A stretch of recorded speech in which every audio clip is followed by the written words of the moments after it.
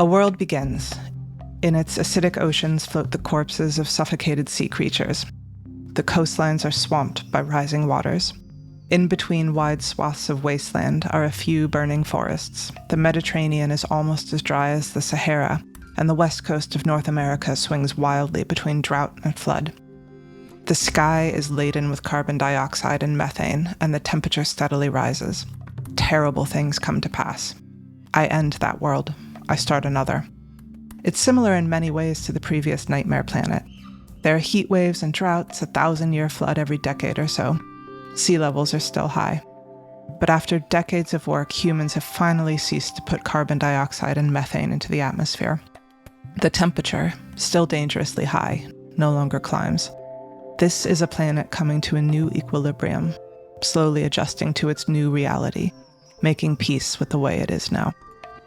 Another world exists, a better one, maybe the best of all possible worlds. By the middle of the century, human beings not only emit no carbon dioxide, but have learned how to remove a little from the atmosphere. Nearly every structure is covered in solar panels, as are roads, canals, parking lots, even some farms. Most people live in pleasant green cities. On the urban outskirts, restored forests thrive. The world is far from perfect. It's hotter than now, more dangerous, with higher seas. Even in utopia, the climate conditions under which human civilization developed are gone forever. I don't know which of these worlds is more likely. Science says that as long as human beings emit greenhouse gases by cutting down trees and burning fossil fuels, the planet will keep getting warmer. Physics says this will mean higher sea levels, heavier rainfall, worse and longer droughts. It says nothing about how we should feel about this. And it says nothing about what we'll decide to do. The future remains uncertain, but I'm sending my children there. And they are never coming back. I think about it every day. And then I feel.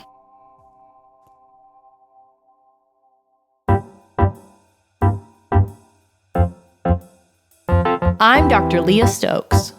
And I'm Dr. Catherine Wilkinson. And this is A Matter of Degrees. That was climate scientist Kate Marvel opening the episode. She was reading an excerpt from her new book, Human Nature: 9 Ways to Feel About Our Changing Planet. Kate's day job is at NASA, where she builds climate models. Basically tiny digital worlds that tell us about our different potential futures. But she took a break from projecting what will happen to our warming planet to write a book on what this all means. And it is breathtaking. I laughed, I cried, I scribbled down especially beautiful passages until it felt like I had basically the whole book documented. So we decided to chat with Kate about her new book. We wanted to talk about the future of our planet, what it's like to be a climate scientist right now, and all the feelings that come up in between. There is so much here, so let's get into it.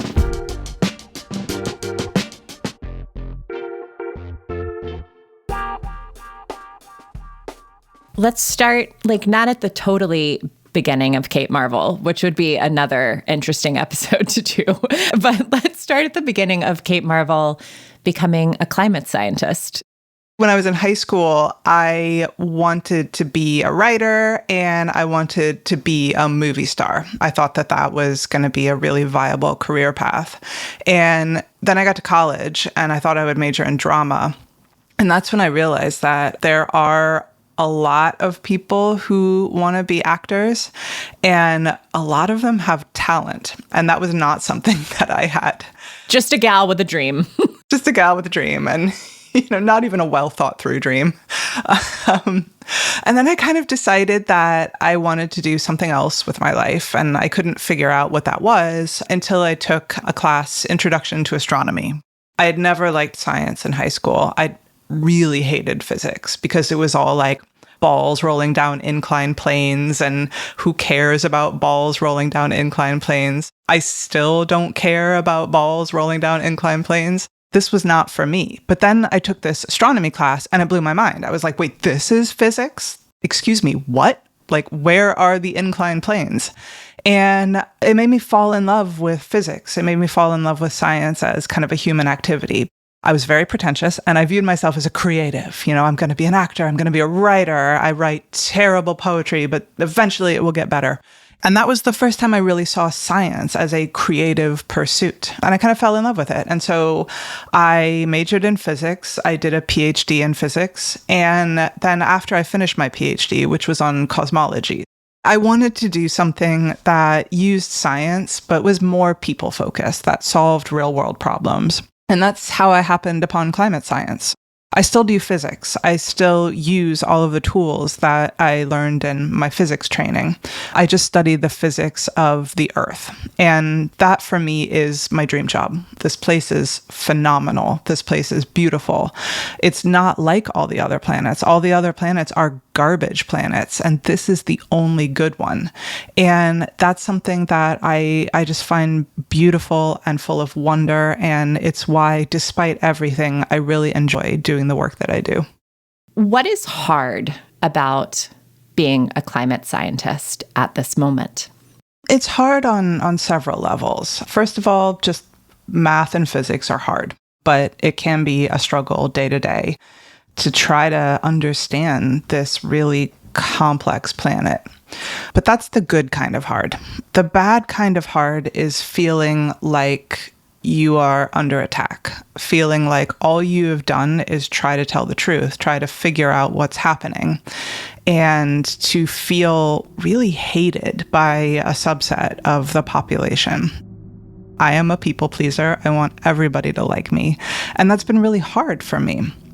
It also is kind of infuriating when you see the uncertainty that's inherent in science. There are still things that we have yet to learn. And it makes me so upset when that uncertainty is weaponized, because we don't know everything, but we also don't know nothing. And when the uncertainty is used to argue that, well, there's no scientific consensus, or scientists aren't sure what's happening, or it's possible that the climate isn't changing, or it's possible that it's not humans, that is incredibly frustrating to me. Because how do we walk this line between being scientifically accurate, but also saying, no, we do know some stuff? That feeling of being hated for rigorous, data-driven, human good-oriented work is really tough. Yeah, I don't recommend it. It's hard. And it's also sometimes hard to know what to do.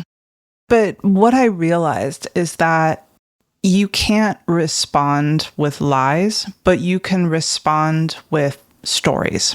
And those stories can be true. Those stories can capture how people feel.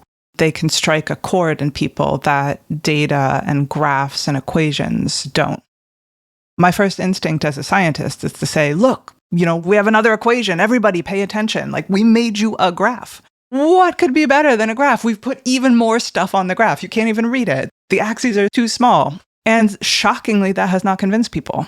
You have to talk to people in the way that human beings have actually learned how to talk to people for millennia, which is in terms of stories and in terms of emotion.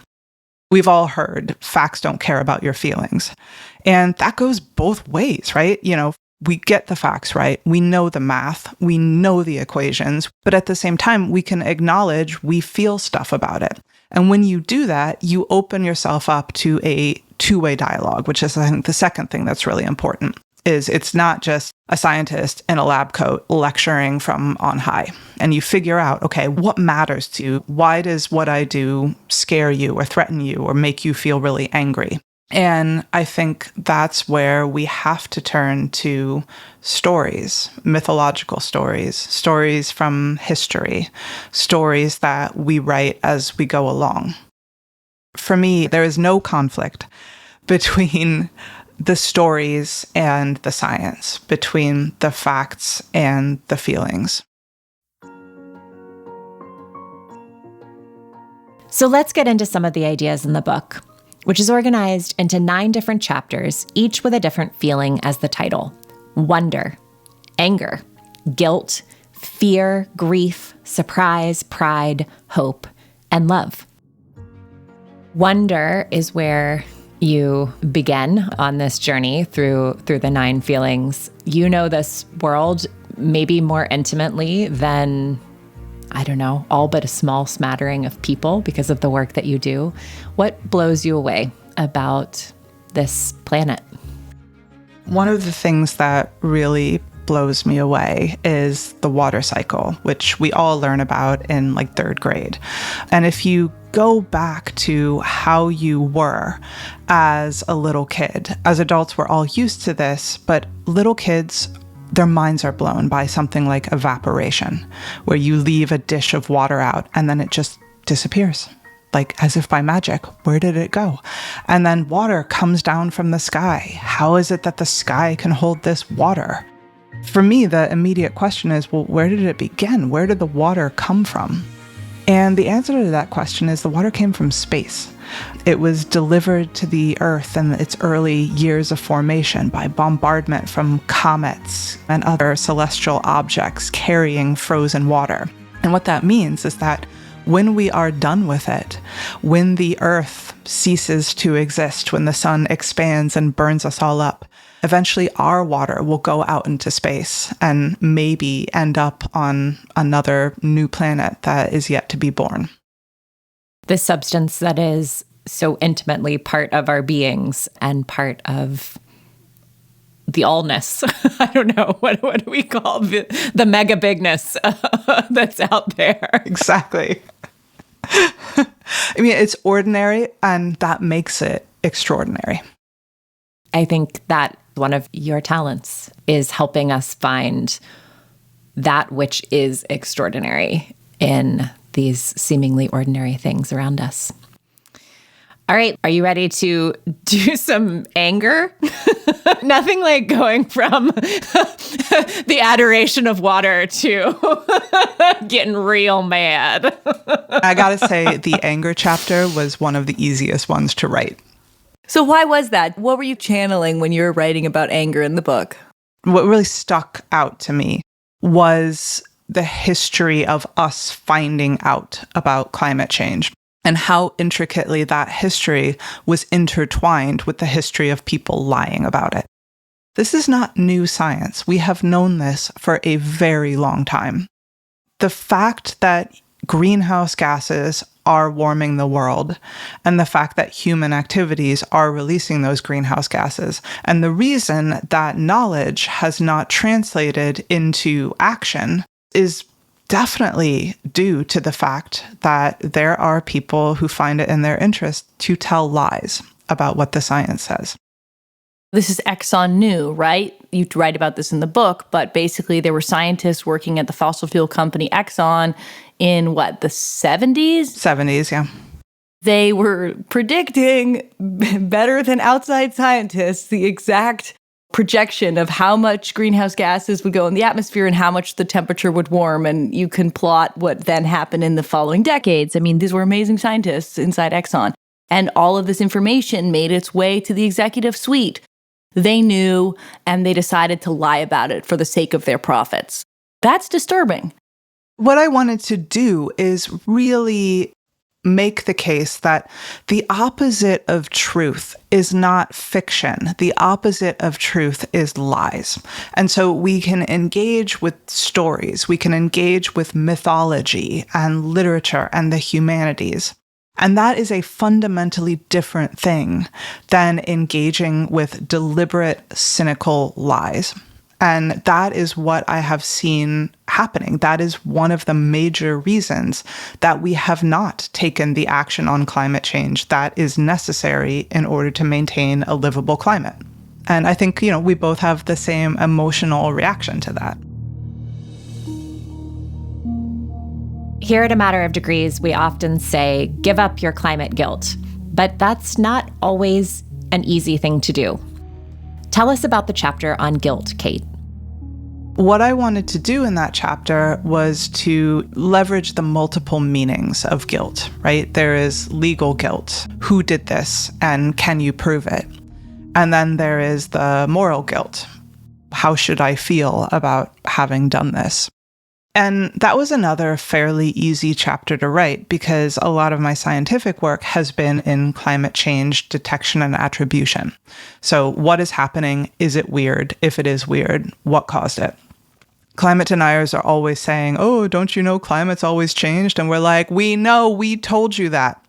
And it is true that there have been natural changes to the climate, and it is really useful to study those because A, they teach us how unbelievably unprecedented and rapid the climate change that we're currently experiencing is. But B, because it also illustrates the impact on humans. I talk in the book about witchcraft because I am obsessed with this story. But in early modern Europe, 1500s, 1600s, there was a series of volcanic eruptions which were clustered closely together. And the effect of those was to spray so much gas and dust and particulate matter into the stratosphere that it blocked the sun and it made the world a little bit colder. And that was called the Little Ice Age. It was particularly pronounced in Northern Europe. And as a result, there were storms in the North Sea, there were bigger glaciers, there were harsher winters. And at the same time, you start seeing a real spike in people, disproportionately women, being accused of witchcraft. And if you look at what the witches are accused of doing, it's messing with the weather, it's causing storms, it's ruining crops, it's killing livestock. And that is not deterministic, right? You can't say climate change is bad because it's going to lead to witch hunts.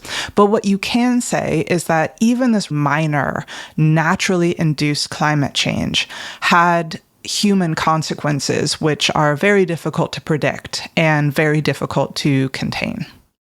Is there a lesson in any of this about directing our attention accurately? I think so. I think another thing that I wanted to make very clear in the book is climate change is caused by humans, but climate change is not caused equally by all humans, and it is not felt equally by all humans. We know when we look at national contributions to climate change that the United States has contributed more to climate change than any other country. So understanding that it is the highly developed nations of the world that have caused this problem, and the least developed countries are suffering the most from it, both because a lot of them are located in the tropics or subtropics where climate change is extremely pronounced, but also because they don't have the resources due to a history of colonialism, extraction, other terrible things. They don't have the resources to adapt, to cope. And I think that is a truth that is important to acknowledge and understand, and I would argue to feel. And as you say, these losses are playing out unequally. Our capacity to cope with them is unequal, but also you say that the loss is everywhere, and maybe that means the grief is everywhere. Tell us a bit about the chapter on grief, and I think it's, would you say, the most personal of the chapters in the book in some way? I think it's one of the most personal, and that was actually a chapter that was hard to write. I was afraid to write it because the grief that I talk about is not the greatest grief I have ever experienced. There are things that have happened in my life that I wanted to protect that I did not necessarily want to put on the page. And I was worried that I would be accused of not being allowed to talk about grief, having not revealed my greatest grief. But what I wanted to talk about was a feeling of love for a place which is changing. I was born in California. I will always consider myself a Californian. I love the landscape. I love the weather. I love the climate. I love everything about Northern California. And circumstances have brought me away from there. Circumstances have landed me on the East Coast. And I look back west and I see it changing. I see the wildfires. I see the skies full of smoke. And I feel myself powerless to help and powerless to even be there to bear witness. Then, on the other hand, realizing that climate change is not just happening to California. Climate change is coming for us here in New York as well. I remember when the Canadian wildfires made our skies here turn orange and you couldn't go outside and you couldn't breathe the air. We have had downpours, which have been completely unprecedented and have drowned people in their basement apartments. So understanding that climate change does affect everywhere, and we will lose things. We are not going to meet the 1.5 degrees Celsius target. Even if we miraculously were able to make it, we have still caused 1.4 degrees Celsius of warming. And the impacts of that will be felt for generations to come. I think about my children, and I think about the fact that I am sending them into the future where they will live on a foreign planet. And I think some grief is an appropriate response to that. I knew that you had this attachment to California, but I didn't know the kind of depth of it. And I think it's an invitation to us to be more aware of the places that we love, because I think almost all of us have somewhere, right? If you ask someone to close their eyes and go to a place where they feel grounded and alive, usually that's some physical space in the world. And I think letting ourselves feel that attachment and feel the grief, not to get stuck in it, but to actually let it move through us, can be really powerful fuel, actually, for this work. I think that's a beautiful way to put it. A lot of people write about climate grief, but I thought these sentences were just exquisite, Kate. The planet, like us, has lost much before, but never quite like this. This loss is everywhere, it's fast, it's inevitable, it's sad in a way I can't describe. An inaudible crack in an invisible surface. The breaking of billions of hearts all at once. It was one of the places in the book that you brought me to tears. Oh, that's amazing to hear. Very moved. I thought the chapter on pride was particularly interesting. This is the chapter where you get into geoengineering and unpack solar radiation management, direct air capture. And these are, of course, really thorny and challenging subjects that can bring up a lot of opposition, including from within the climate and environmental justice movements. So I would just love to hear, how did you approach this really tricky topic of geoengineering in the book?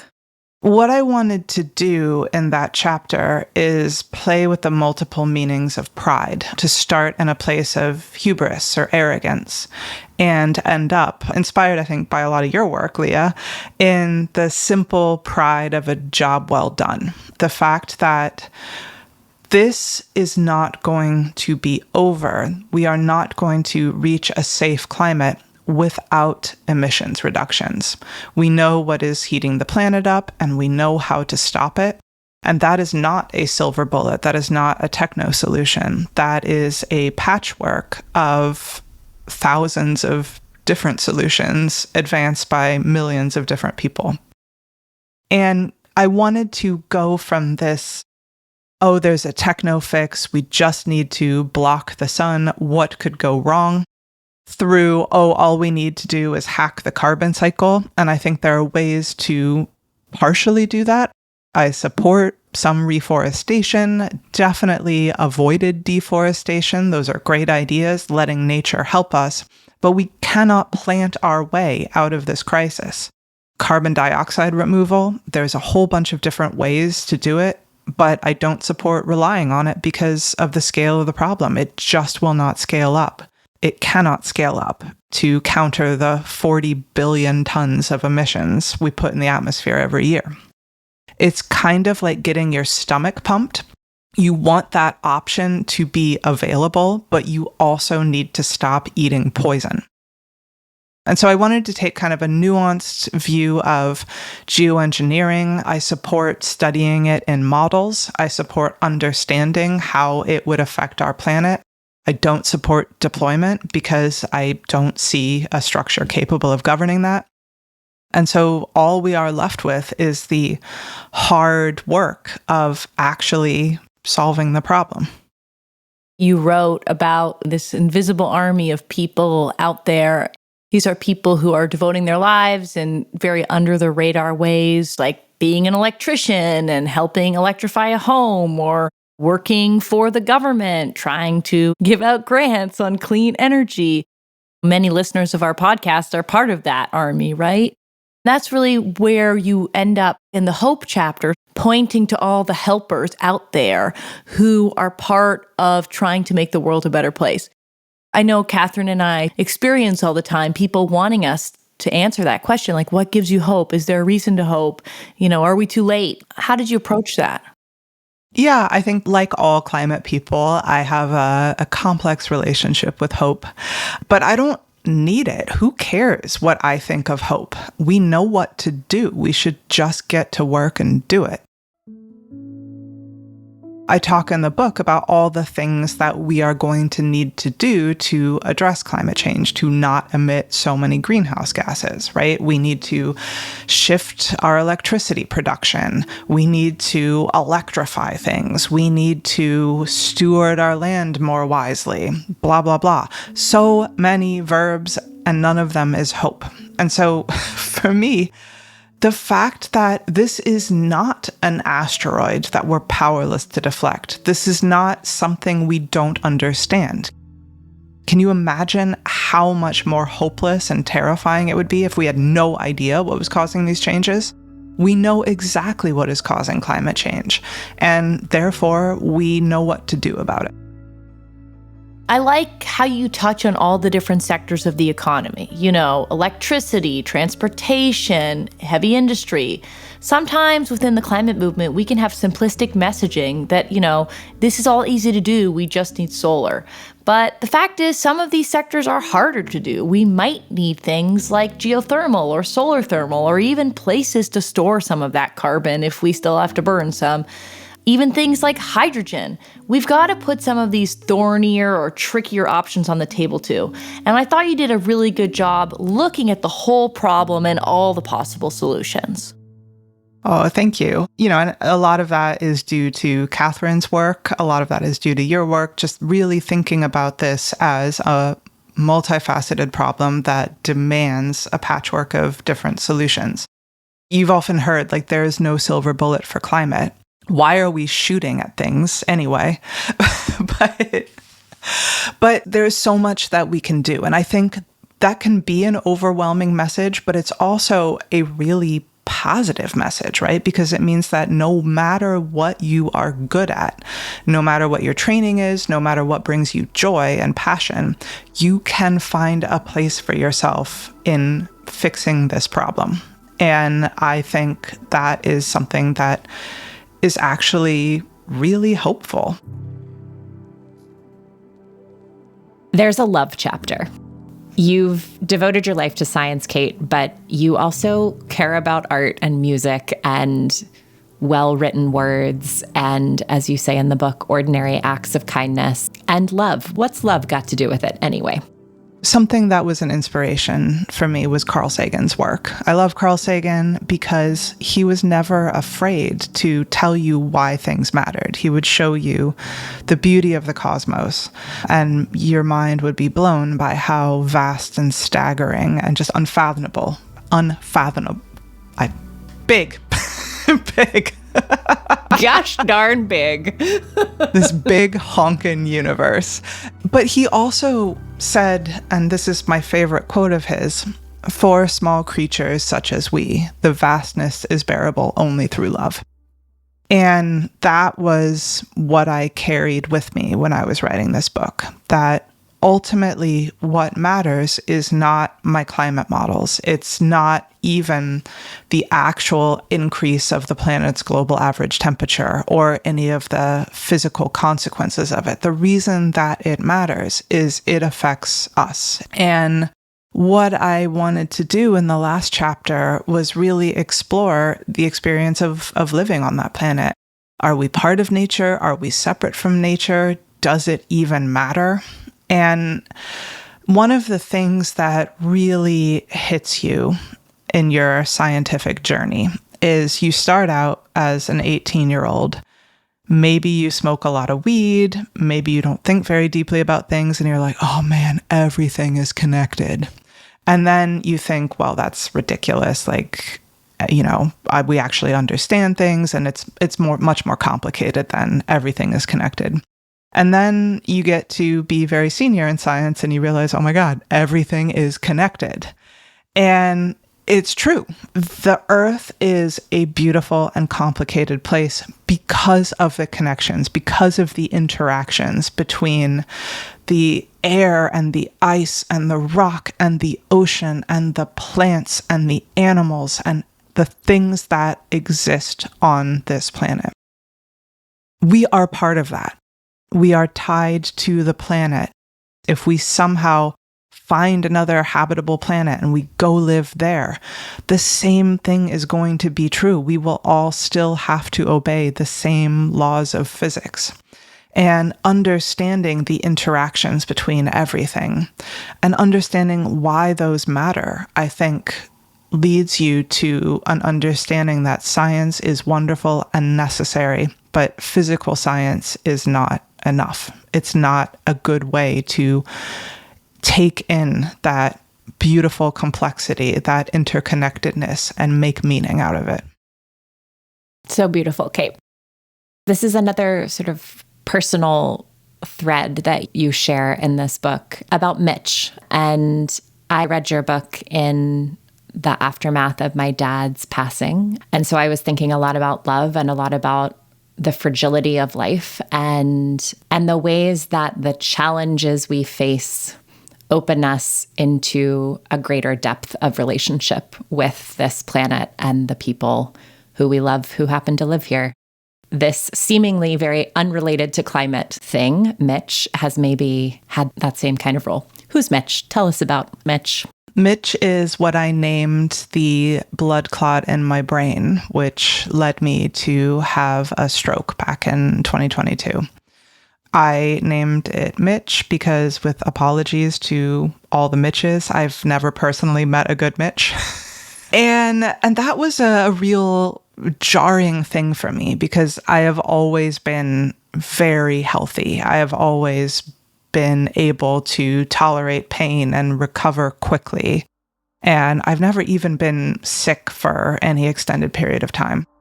And that was my first real rude awakening, my first confrontation with my own mortality. The fact that, oh my gosh, like I will die. And that just led to a different relationship with the earth, but also with just being alive in general. I think it made me a lot more annoying. It made me feel like one of those Jehovah's Witnesses who show up at your door and say, "Excuse me, have you heard the good news about Earth?" Do you have pamphlets? I should make pamphlets. But it does give me the feeling that this is all bonus life, that I am getting away with something, that the universe wanted me gone, and I kind of pulled a fast one on the universe. They don't really know what caused that blood clot. And a subsequent brain scan, they sat me down and they said the words that nobody wants to hear, which is brain tumor. So the brain tumor, which this is not in the book, his name is Kevin. Sorry, Kevins.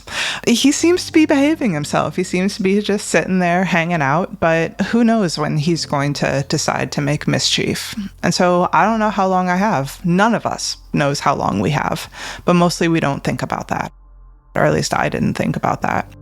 And I think that is a parallel for living on a changing world, is it's all downhill from here.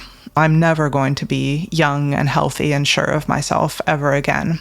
Whether it is this long, slow decline or something sudden and terrifying, I don't know. But what I do know is that there are more and less stupid things that I can do. I can take care of myself. I don't need to hasten the change. I don't need to ignore scientific advice and lie about it vis-a-vis some of the people that we talked about earlier. But I do need to make my peace with the fact that my reality is going to be very different than I dreamed. And that doesn't mean that there's no space for love and joy in my life going forward. It's a really, I think, courageous sharing, Kate. And yeah, I mean, the best case scenario for any of us is that we get to take part in this like wild dance of life that's been playing out on this planet for 3.8 billion years. Really boring life, like for most of that time, but claim it if you've got it, right? Well, the first billion years is actually known in the scientific literature as the boring billion. Because and so the Cambrian explosion, basically nothing happens. Yeah, even worse than being named Mitch or Kevin is being the boring, a billion that's boring. I mean, that's rough. What I read in your description of what Mitch's arrival and Kevin's arrival have done is to grow your capacity to make yourself more spacious for all of the things that are true at the same time, because that seems to be what being human is all about. I could feel at different moments in the book kind of your own shifting perspectives about humans. We can change. Humans. We will never change. Humans. Maybe we could change. And I'm curious what your take is on that today. Especially because the title of the book is Human Nature, so it's sort of begging this question for the record. Indeed. Yeah. It's kind of ironic that I called the book Human Nature, because I don't believe that there is such a thing as human nature. I know that you probably get very frustrated when you hear, well, there's nothing that we can do because it's just human nature. We're just selfish. We're short-sighted. And I think in some cases that is true, but that is an incredibly reductive and I think silly view of humans, because I am often short-sighted and selfish and prone to making dumb decisions, but that's not all I am, and that's not the totality of my nature. I make choices, and we as human beings can always make choices. We have agency. And what I really wanted to stress is that I am a physicist, and I spend my life studying things that behave themselves. A water droplet, a molecule of air, whatever, they are always going to behave in the same way in response to the same external forces because they have no agency. They do what physics tells them to do. But human beings are hard. They're hard for me to understand. They don't fit in my framework, my scientific framework, because if you shove an item on your desk, if you shove a notebook, it will fall off the desk because F equals ma. If you roll a ball down a plane. If you roll a ball down an inclined plane, that's what it was good for this whole time. We know that F equals ma. You can predict the future position of the ball by knowing the forces acting on it. And human beings aren't like that. If I were to shove you down an inclined plane. Very rude, very rude. Well, yeah, would you turn around and be like, Kate, what are you doing? Would you shove me back? Would you just be like, I'm sure she has her reasons, and go down the plane? Maybe we're tobogganing. Maybe we're sledding, right? And that is a really frustrating thing about humans, but that is also a expansive and joyful and wonderful thing about humans, that we don't fit in equations. If there was such a thing as human nature, we could write down an equation for human behavior, and we absolutely cannot do that. And that means that what the science says is human beings still have agency. The science says that the reason we don't know how hot it's going to get, the reason we don't know how bad climate change is going to be, is we don't know what human beings will do. And there's nothing that determines exactly what human beings will do other than our own choices.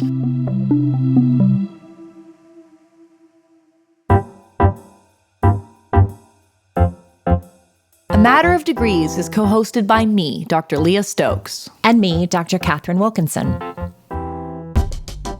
We are a production made in partnership with the 2035 initiative at UC Santa Barbara and the All We Can Save project. Thanks to our funders and supporters who make this show possible, including the 11th Hour Project and Fossil Free Media. If you'd like to help us make more episodes of A Matter of Degrees, get in touch. And if you're digging the show, please hop on Apple Podcasts or Spotify and give us a 5-star rating or leave us a review. Script writing, fact-checking, communication, and production support are by Lucas Boyd, Quinn Lewis, Kristen Palmstrom, and Anusha Singh. Samir Sengupta is our editor and sound designer.